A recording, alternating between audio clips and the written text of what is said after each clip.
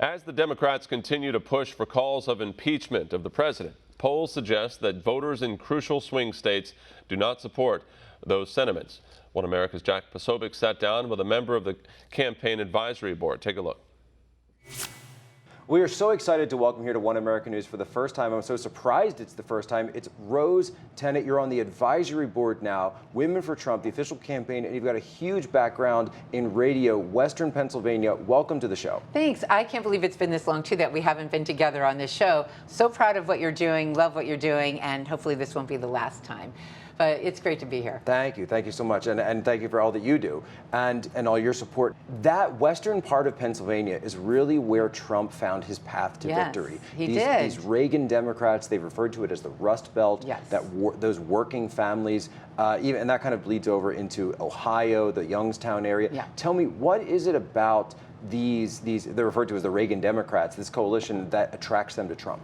I would have a lot of Democrats call my show, something that really never happened before, and I'd been doing radio for 20 years.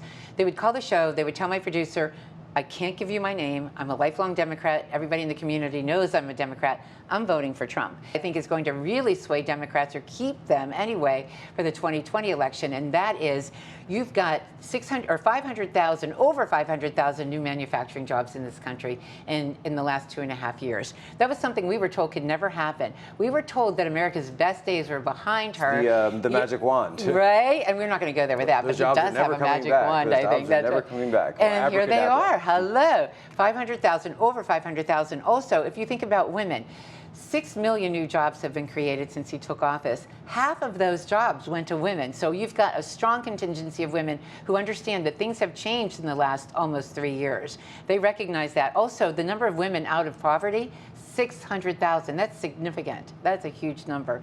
The oil industry and the fracking and the coal miners, that whole area, Pennsylvania, West Virginia, Ohio, rely upon that. And that's where they made their biggest mistake. Those Democrats, when Hillary was coming through and saying, we're going to get rid of coal mines, we don't need this anymore, those people stood up and took notice, and guess what? And maybe for the first time voted Republican, but they knew how crucial that election was going to be. They understood that. So a lot of Democrats, yes, supported him in 2016. I think we're going to still see them again in 2020. Yeah, we've seen numerous times where, from a security perspective, President Trump has talked to the president of Mexico, and they've agreed that cartels are a problem, that these caravans, these people are completely unvetted, coming through countries, back and forth are a problem. That's why you're now seeing Mexican troops starting to enforce their southern border. Thank God. Right? And then paying for those military deployments.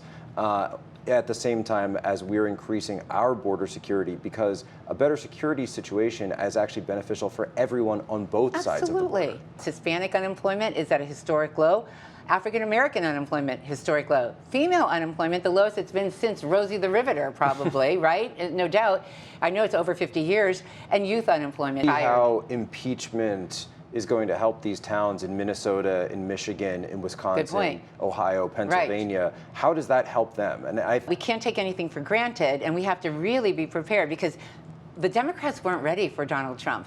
I don't think any of them really believed he could win. I'm sure of it. So they weren't prepared, but they will be prepared going into 2020. But we need to be equally prepared. Rose Tennant, thank you so much for coming on with us today. Thank you for sharing these insights. The Women for Trump, the advisory board, and the campaign, really appreciate it.